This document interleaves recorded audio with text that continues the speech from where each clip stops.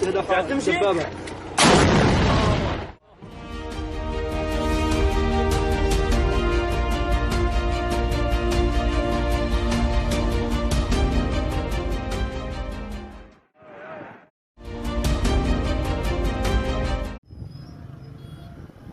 Afghanistan, district after district is falling to the Taliban. The militant group has more than doubled the territory it controls in the last 3 months. A very public casualty of this takeover, freedom of the press.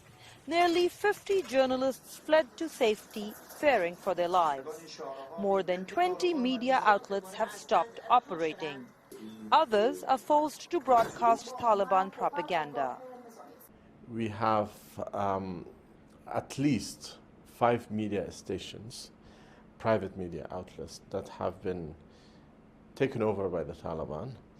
And through these 5 stations, Taliban broadcast their propaganda.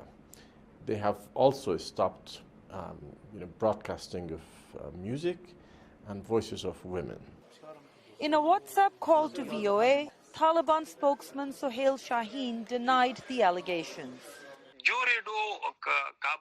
We only took over radio stations run by the Kabul government, since they were government-owned and we replaced that government. But private radio stations are allowed to operate, and we have told journalists to operate them normally.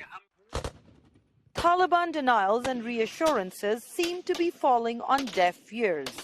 Local journalists continue to flee as Taliban approach. 4 VOA reporters have left their homes for the safety of capital Kabul. Pictures and some videos are all they now have of their life and work back home.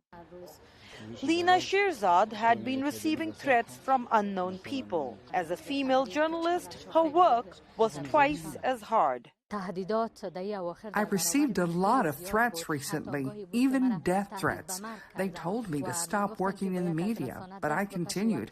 I never expected that the Taliban would surround my hometown, and I won't be able to work as a journalist anymore. Afghanistan was already one of the most dangerous countries for journalists. Last week, Pulitzer Prize-winning Reuters photographer Danish Siddiqui was killed in fighting. With the Taliban advances, entire districts have turned into news black holes. No one is verifying accusations of human rights violations from any side.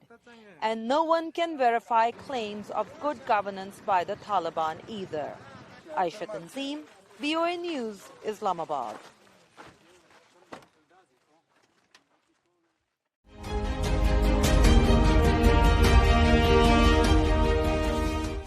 استهداف